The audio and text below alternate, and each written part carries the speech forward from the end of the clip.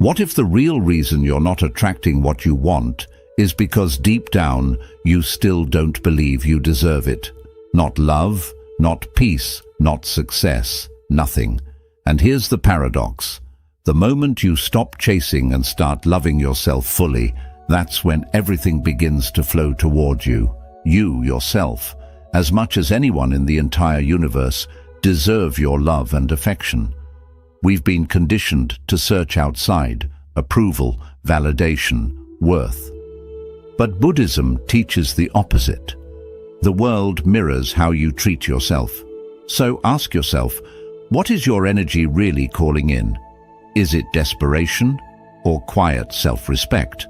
In this video, we'll unravel powerful Buddhist lessons that reveal how deep self-love transforms your reality.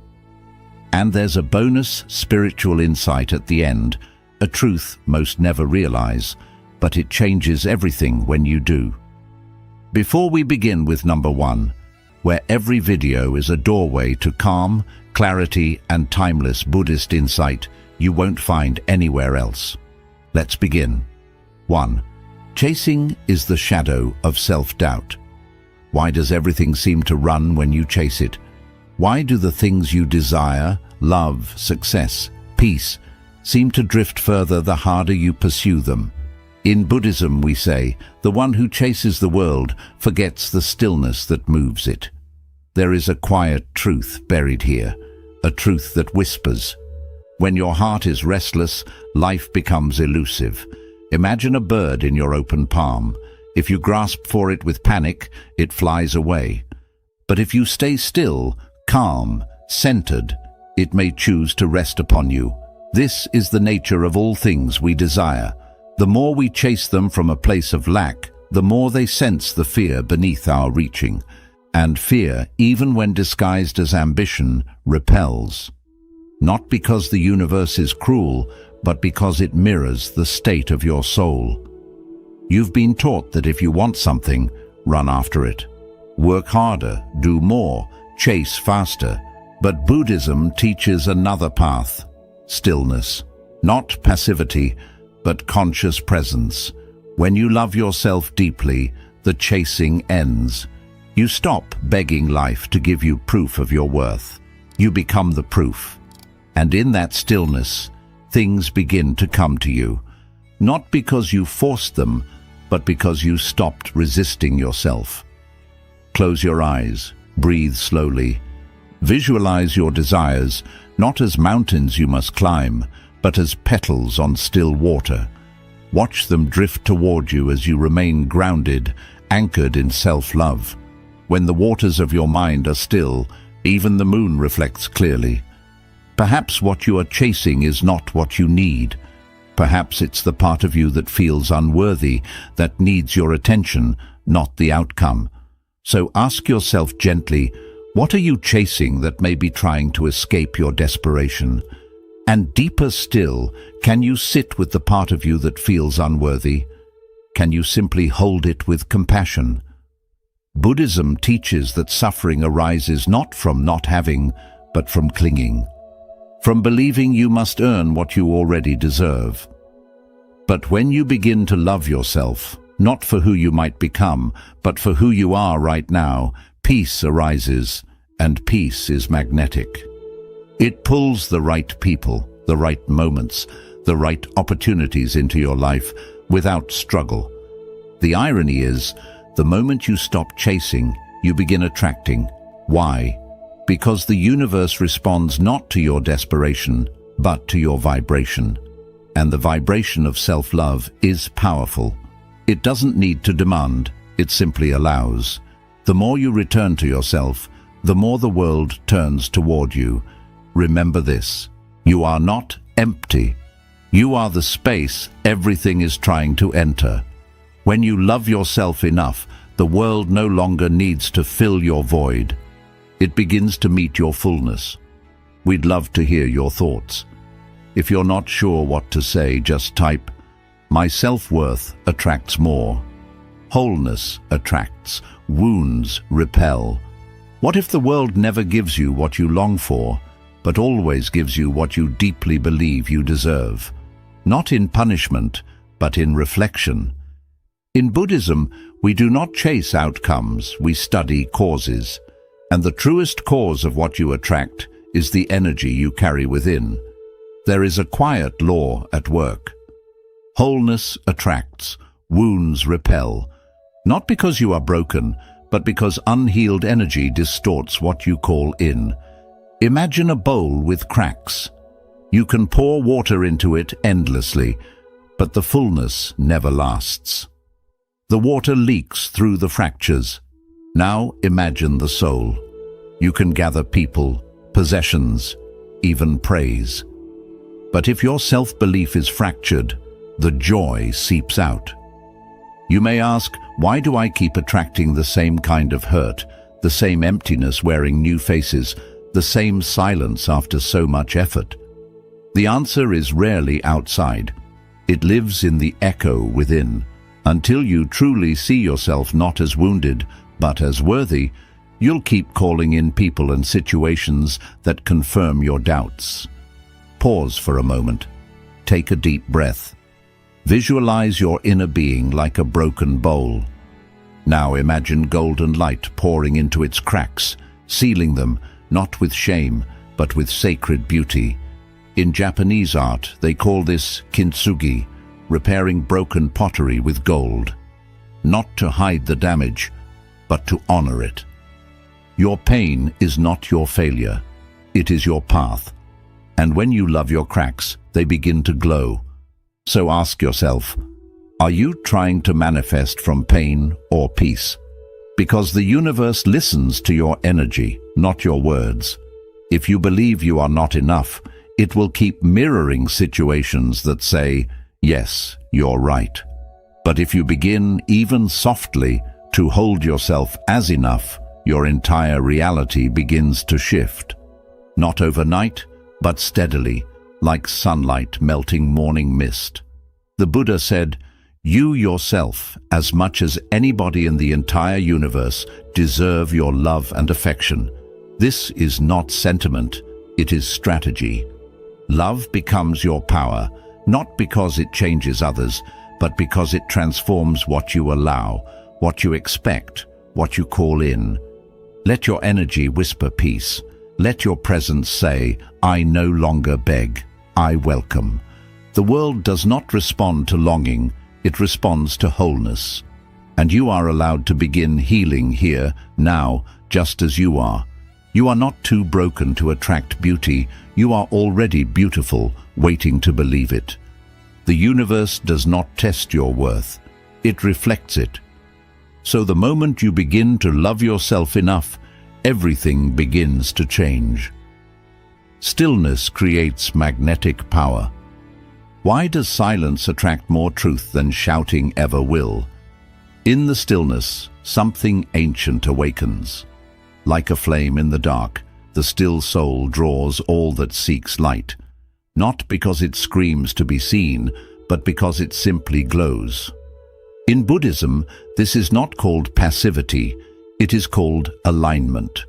When you are no longer frantic to be heard, no longer desperate to be chosen, your energy becomes pure and life begins to listen.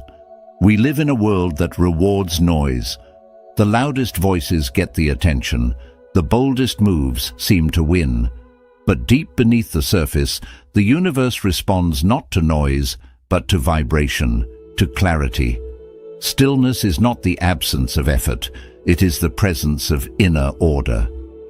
When your being is aligned, when your thoughts stop racing, when your heart ceases to grasp, you become magnetic, not because you try, but because you are finally in harmony with the rhythm of things. Close your eyes now. Feel your breath move in and out like ripples on a still lake. There's nothing to fix, no need to prove, just be. And in that being, a power rises. The kind of power that doesn't need to chase because it knows what it brings. The kind of power that doesn't need to explain itself to be felt. Many people ask, why do I feel unheard, unseen, unnoticed, despite all my efforts? The answer often lies not in what you're doing, but in why you're doing it. Where in your life are you loud because you're afraid of being ignored? That noise, however subtle, often masks the fear of unworthiness. But here's the deeper question. What would happen if you trusted your presence more than your performance? When a flower blooms in silence, bees still find it. When a mountain stands still, the clouds move around it. Stillness is not the absence of power. It is the highest expression of it. Because when you are still, your energy speaks. And in that pure vibration, the right people come. The right moments arrive. The universe leans in because stillness signals trust. You do not need to shout to be understood. You do not need to beg to be loved. You only need to return to the calm within you, the calm that remembers its worth. That calm is your truest signal, your most honest magnet. And when you let go of the frantic need to perform, you become luminous in a way no performance could ever create. So remember, stillness does not make you invisible. It makes you undeniable. When you love yourself enough to be still, the world cannot help but feel you. Detachment is the highest form of faith. Can you want something deeply and still be at peace without it? This is the heart of detachment, not the cold denial of desire, but the warm trust that what is meant for you will find its way. In Buddhist wisdom, detachment is not rejection. It is reverence. It is the quiet understanding that life moves best when it flows, not when it's forced. We often hold our desires so tightly that we strangle them. We grip onto relationships, outcomes, timelines, thinking our control will secure them. But the tighter you hold, the more life resists. A tight grip suffocates, not because the dream is wrong, but because fear has replaced trust. And where fear leads, peace cannot follow. Close your eyes. Imagine your desire as a butterfly resting on your palm. You're tempted to close your fingers, to trap it, to keep it near. But you don't. You breathe. You stay open. And if it flies away, you allow it. Not because you don't care, but because you trust. You trust that what is meant for you cannot be kept away by time or people or even distance. You trust the deeper current beneath life's surface. Detachment is the highest form of faith. It says, I have planted the seed. Now I will not dig it up every day to check if it's growing. It's the wisdom to know when to act and when to surrender. Because surrender is not giving up. It's giving space. Ask yourself gently, what are you holding so tightly it can't breathe? Perhaps it's a person, a plan, or the image of who you think you must become. Can you release the need to control the outcome? Can you love without clinging? Can you strive without suffering? The Buddha taught, you only lose what you cling to. It's not the letting go that causes pain, it's the resistance. And when you begin to soften your grip, something beautiful happens. Peace enters, energy clears, life can move freely again. This doesn't mean you stop caring. It means you care enough to let things grow on their own. It means your faith is stronger than your fear. And that's when the universe responds, not to your grasping, but to your grace. You are allowed to want beautiful things, but love yourself enough to not make your happiness depend on them. Let your joy be rooted in presence, not possession. In this way you become unshakable, calm in your desire, yet free in your spirit. So remember, let go, not because you're indifferent, but because you trust. What is meant for you will never feel forced. And when you love yourself enough to release the need for control, life begins to unfold in ways even your best plans couldn't imagine. We'd love to hear your thoughts.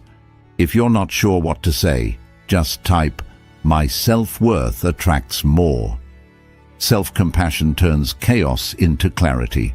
What if healing isn't about fixing yourself, but about finally holding your pain without judgment? In a world obsessed with self-improvement, Buddhism offers a softer truth. You don't have to be perfect to be at peace. You only need to stop abandoning yourself every time you're hurting. Peace, it is said, is not born from the absence of pain, but from the presence of love in pain. We often treat our wounds like enemies, scrambling to hide them, silence them, erase them. But what if your deepest chaos is only asking for compassion, not solutions, just space to breathe? When you respond to your flaws with kindness instead of shame, something begins to shift. You soften, you become safe to yourself, and that safety becomes a quiet light the world responds to. Place your hand on your heart for a moment, feel its warmth, repeat inwardly, "Even this deserves my love." Even the regret, even the fear, even the part of you you wish would disappear, all of it held in the embrace of your own presence. This is not weakness, it is spiritual strength. Because self-compassion is not passive, it's how you reclaim power from inner violence. Many carry an invisible war within, a voice that criticizes, shames, and belittles, and we wonder why peace feels so far away. But the Buddha taught, hatred does not cease by hatred, but by love alone. That includes self-hatred. So ask yourself now, with honesty, where are you still bullying your inner child? Is it the voice that says you're never enough, or the one that punishes you for not being healed already? And then ask, what would change if you offered your pain understanding instead of rejection? Could you listen to your sadness instead of silencing it? Could you let your mistakes rest without naming them your identity? Healing begins in this gentle shift from fixing to holding, from punishing to listening. When you treat yourself with the same compassion you offer others, your energy softens, your vibration rises. And that is when life begins to respond differently. Not because your circumstances changed, but because you did. You attract not by becoming flawless, but by becoming whole. And wholeness doesn't mean nothing is broken. It means nothing is abandoned. When you love yourself enough to sit with your chaos instead of judging it, clarity begins to form like morning light through fog. So remember this, you are not too much, you are not too late. You are not broken beyond repair. You are simply waiting to be held in your own arms with your own heart. And when you learn to love even this, the world learns to love you back. The universe reflects your inner dialogue. What if every relationship in your life is simply a mirror reflecting how you speak to yourself when no one is listening? In Buddhist understanding, the world is not separate from your mind. Your outer experience is shaped by your inner dialogue. Not always immediately, but consistently. We don't see others as they are, it's said. We see them as we are. And if you look closely, you'll notice what you tolerate within, you tend to tolerate without. If you speak to yourself with harshness, you begin to accept that tone from others. If you neglect your own emotional needs, you attract relationships that do the same. This isn't blame, it's awareness. When you begin to love yourself truly and quietly, you raise the energetic standard for everything in your life. Your self-regard becomes the foundation, and the universe builds from there. Imagine standing beside a calm body of water. Look into it and see your reflection. Not your face, but your voice. What are you saying to yourself when you're alone? Are you encouraging? Or are you tearing down your own spirit before anyone else has the chance? How am I speaking to myself when no one is listening? Ask that, because the universe is always listening.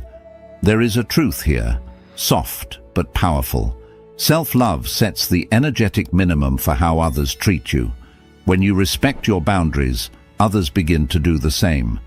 When you speak kindly to your inner world, your outer world begins to mirror it. And if it doesn't, if someone continues to offer less than what you now give yourself, you will know how to walk away. Not in anger, in alignment. So ask yourself gently, are you teaching the world to love you or to overlook you? Every time you abandon your needs, every time you silence your truth, you send a signal. This is okay, but it isn't. You deserve to be treated with the same care you wish to offer, and it starts with you. And now, another question. If someone treated you the way you treat yourself, would you stay? Sit with that. Let it echo. If the answer brings discomfort, that is your starting point. Not to judge, but to begin a new kind of relationship with your own heart. You don't attract what you want. You attract what you believe you are worthy of. So speak to yourself with love. Act as though you matter, because you do. And when that becomes your inner dialogue, your life begins to rearrange around that truth. Not perfectly, but profoundly. When you love yourself enough to change the way you speak within, the universe listens and begins to speak back in kindness. Peace is the most powerful frequency. Why do the most peaceful people seem to draw everything they need without the chase, without the noise? In Buddhism, it is taught that still water reflects the stars, not because it tries, but because it is calm enough to receive. Peace is not a luxury, it is a powerful frequency, one that signals to life itself. I am ready, not because I control, but because I trust. Inner peace creates space, and in space, things arrive. When your heart is no longer crowded with fear, attachment, or restlessness, there is room for what you truly desire to enter. Not rushed, not forced, but invited. Peace becomes the gate through which all blessings flow, not because you chase them, but because you are aligned with their arrival. Take a breath. Imagine yourself sitting in a quiet forest, the air still, the wind gentle. You are not striving. You are not proving. You are simply being. What comes to you in this silence? Perhaps an idea, perhaps a memory, or maybe a deep knowing that you are already enough. In that awareness, you become a magnet, not for everything, but for what truly belongs. Yet many avoid this peace. Not because they don't want it, but because it reveals too much. Noise becomes a shield. We fill our lives with distractions, urgency, and chaos, not always to achieve, but to avoid. Are you filling your life with noise to avoid your own stillness? Stillness, after all, reflects everything. And sometimes what we see in that reflection is uncomfortable. But only when we see it can we soften it. The most peaceful people are not untouched by pain. They are simply no longer ruled by it. Their strength comes from within, from having sat in silence with their fears and having made peace with them. That presence, that calm, it draws others. It draws opportunity. It draws abundance, not because it asks loudly, but because it stands quietly without resistance. So ask yourself with openness, what might life bring if you stopped demanding and started allowing? What if instead of pushing, you became spacious? What if instead of hustling, you rested in trust? Peace is not the absence of effort. It is the absence of struggle. It is the choice to let life come to you while you remain deeply rooted in your own being. You do not need to exhaust yourself to be worthy. You do not need to force what is meant for you. Love yourself enough to create peace within, and the world will begin to reflect it without. When your frequency is calm, your life begins to harmonize, not immediately, but inevitably. So remember, the still soul draws all that seeks light. In your calm, you become radiant. In your peace, you become powerful. Neediness is the enemy of receiving. Could your hunger for love be the very thing blocking its arrival? In Buddhism, we learn that clinging pushes away the very things we think we need, not because desire is wrong, but because desperation distorts our energy. What you cling to, you push away. Not with your hands, but with your fear, your self-abandonment, your belief that you are incomplete without it. The moment you believe you need something to be whole, you've already forgotten that you are, that forgetting creates a wall, and no matter how loudly you ask, the universe hears your lack more than your words. Neediness is not the same as longing. Longing can be soft, patient, open. Neediness is sharp. It says, if I don't have this, I am not enough. And that belief becomes a barrier, not a bridge. Close your eyes. Imagine a thick rope you've been gripping tightly. Perhaps a person, a goal, a version of yourself. Your hands are tired. Your heart is heavy. Now imagine letting go, not out of defeat, but out of trust. Feel the relief in your hands. Feel the space opening in your chest. That's what surrender feels like. Not giving up, but finally letting life breathe. We often confuse need with love, but true love does not beg. It does not plead. It invites, it welcomes, but never clings. So ask yourself, where does need disguise itself as desire in your life? Is it in the way you chase validation, the way you fear being alone, the way you shape yourself to be chosen? Ask deeper. Can you trust that what's meant for you won't require begging, that what truly belongs to you will never ask you to shrink to receive it? When you begin to believe that you are already whole, your energy shifts. You go from searching to radiating, and in that radiance, life begins to respond. Self-love dissolves need. It says, even if nothing arrives, I am still enough. And ironically, it is from that space, the space of sufficiency, that everything begins to flow. Not because you stopped caring, but because you stopped clinging. You made space. You aligned. Need is heavy. It repels. But presence is light. It attracts. When you remember your own completeness, your desires stop screaming. They become gentle whispers. And gentle whispers are heard more clearly by the universe. So breathe. Let go of the rope. Trust your wholeness. When you love yourself enough to no longer beg, you finally begin to receive. And in that quiet, dignified energy, everything you once chased begins to find its way to you, not as a test, but as a reflection. Become what you want to receive. Are you asking for something you're not yet giving to yourself?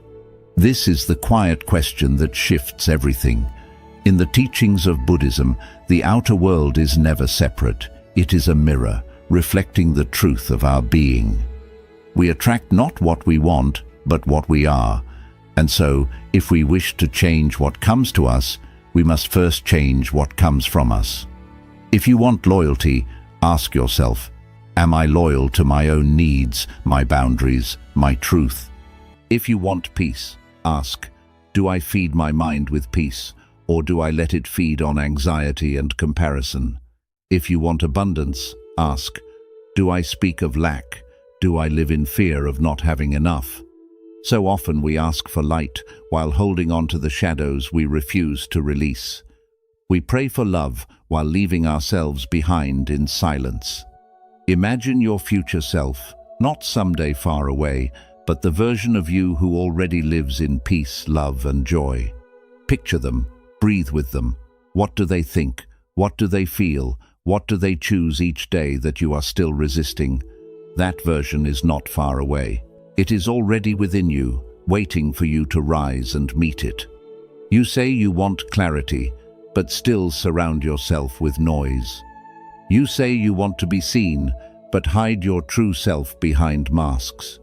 You say you want deep love, but speak harshly to your own heart.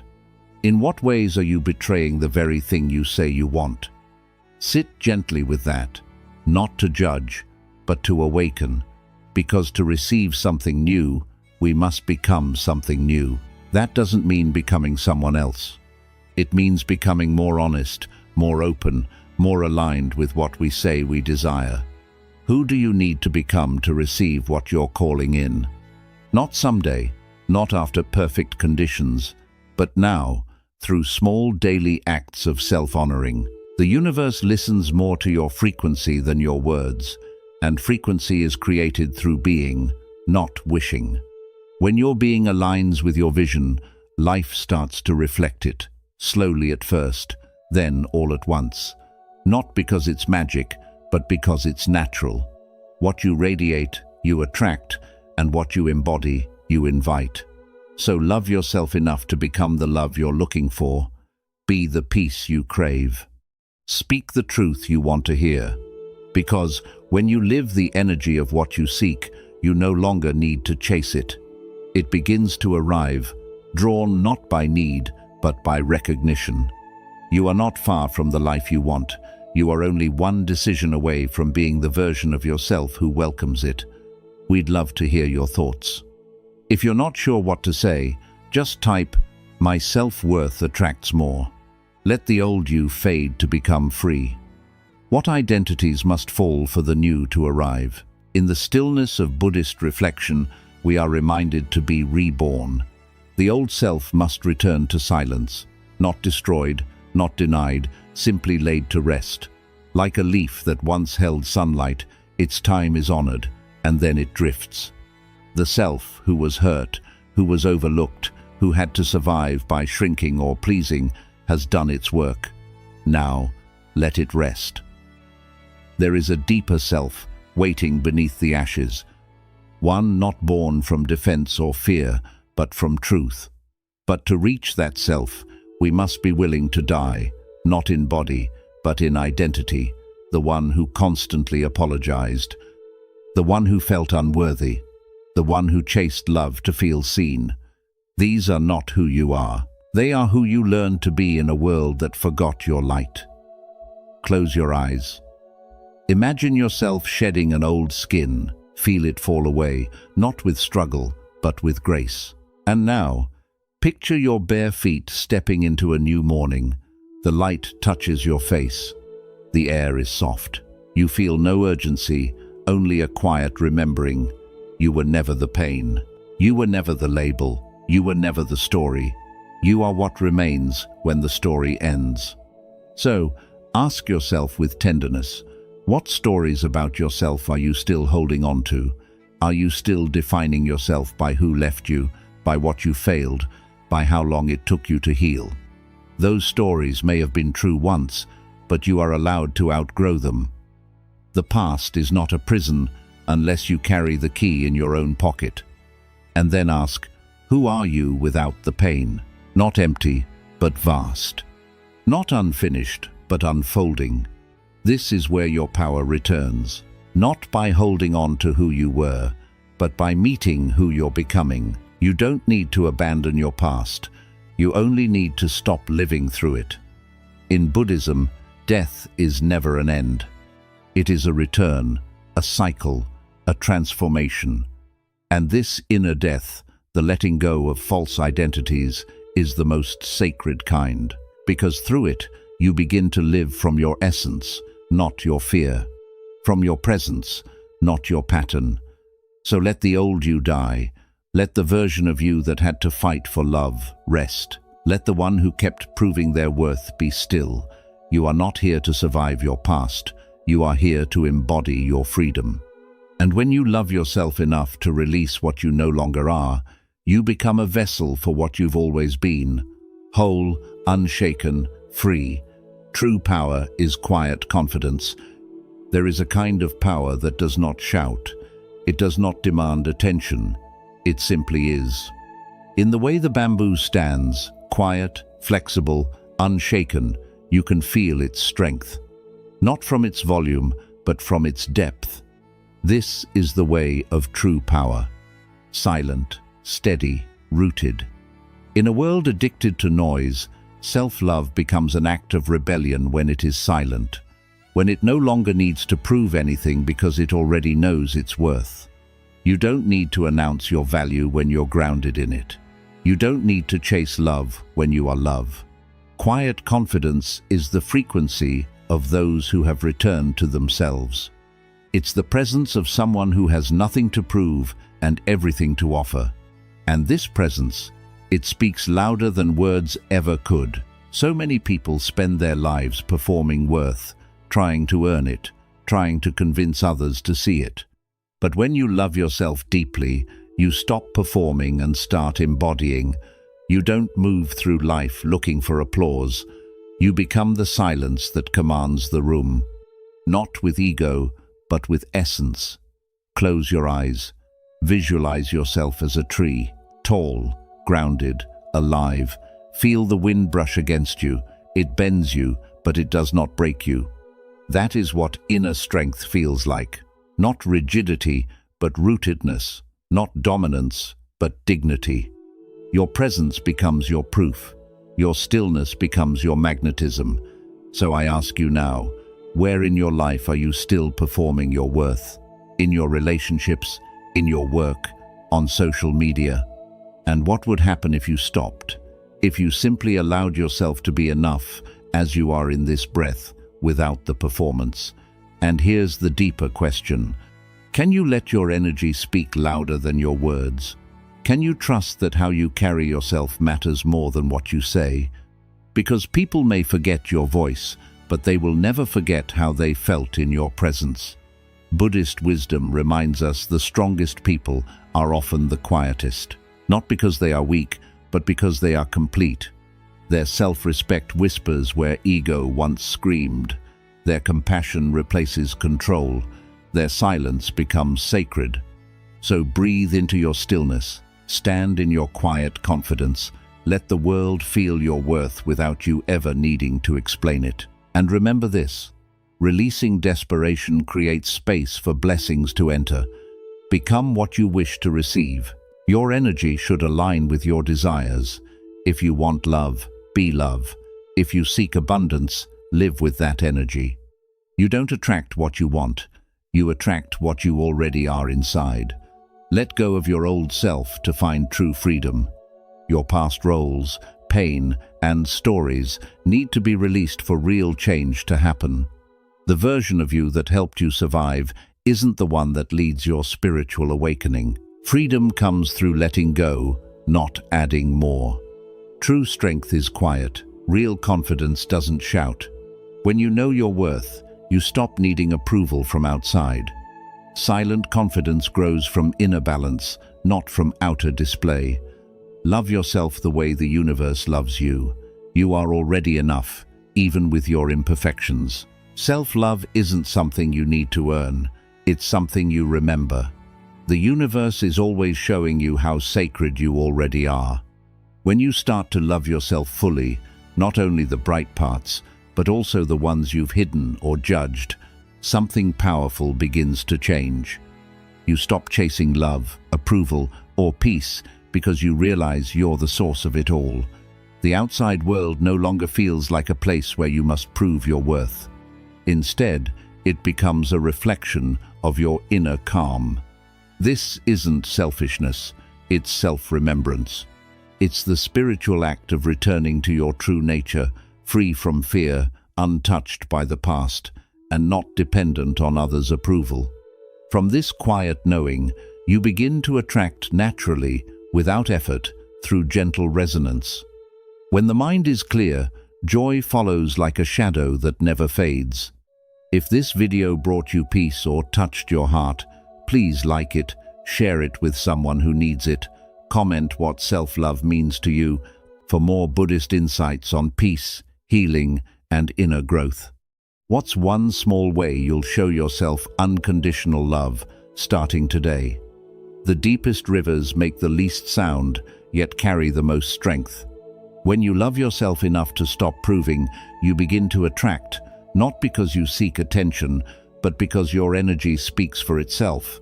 And that is true power. Bonus lesson. Love yourself the way the universe already does. What if life already loves you exactly as you are? Not someday, not when you're healed, not after you've achieved enough, but now, in this very moment. In Buddhist wisdom, beneath all illusion lies something untouched by fear, shame, or imperfection.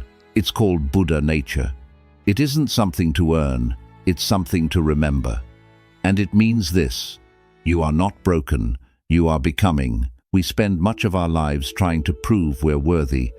We chase success, approval, and perfection, thinking that once we've fixed ourselves, we'll finally deserve peace. But what if there's nothing to fix? What if healing isn't about becoming better, but about softening toward what already lives inside you? Buddhism teaches that even in your darkest hour, your true nature remains whole. Like the sun behind the clouds, it may be hidden, but it never disappears. When you love yourself from this truth, life stops feeling like a problem to solve. It becomes a dance to enjoy. You no longer strive to belong. You realize you already do. Close your eyes for a moment. Imagine the whole universe bowing to you, not because you're perfect, but because you're complete. The stars never ask you to earn your light. The trees never question your worth. Nature honors you simply because you exist. Can you give yourself that same kindness? Ask gently. Can you offer yourself the same respect you wish from others, the same respect you expect from the world? Can you give it first to your own heart? When you look in the mirror, can you see not your flaws, but the light still shining through? Can you stop waiting for permission to love who you already are and go even deeper? What if you truly believed nothing was missing within you? How would you act, speak, and live each day from quiet wholeness instead of lack? When you love yourself like the universe does, you stop chasing what reflects emptiness. You start to attract what honors your completeness. You no longer crave fixing, saving, or changing. You begin to simply be glowing, present, enough. This is the love that transforms everything, not through force, but through remembering. Love yourself enough to bow to your own soul. Love yourself enough to stop apologizing for who you are. Because when you live in alignment with your real self, the universe doesn't resist. It responds. It mirrors you. It moves with you. And soon, everything you've been waiting for starts appearing, not as a prize, but as recognition. Quick recap of the lessons. Chasing comes from doubt. The more you chase love, success, or approval, the more you tell life you don't feel worthy. Buddhist wisdom reminds us that stillness attracts more than struggle. Letting go of the chase lets life flow toward you. Wholeness repels what's unhealed. Until you face your inner pain, old cycles will keep returning. Loving yourself means meeting your pain with awareness, not avoiding it. What you believe about your worth shapes what you allow into your world. Stillness carries quiet strength. In a noisy world, real power is inner calm. It connects you with focus, presence, and clear intention. When your energy is calm and grounded, life responds without resistance. Detachment is one of the purest forms of faith. Wanting something is natural, but needing it creates suffering. Detachment means trusting that what's meant for you will come and stay without force. It's releasing control while staying open to what life gives. Self-compassion turns confusion into clarity. Healing doesn't start by fixing yourself. It begins by accepting yourself. When you meet your pain with kindness, clarity naturally arises. Self-love isn't selfish. It's emotional honesty and self-respect. The universe echoes the words you speak to yourself. The way you treat yourself teaches others how to treat you. Your inner voice creates your outer world. True change begins when you talk to yourself with the love you wish to receive. Peace is the strongest vibration. Peace isn't weakness, it's real power. When you stop forcing, rushing, and proving, your energy becomes magnetic. Inner peace helps you attract with ease. Neediness blocks receiving. When you think you need something to be complete, you unknowingly push it away. Real receiving begins when you feel whole, as you are.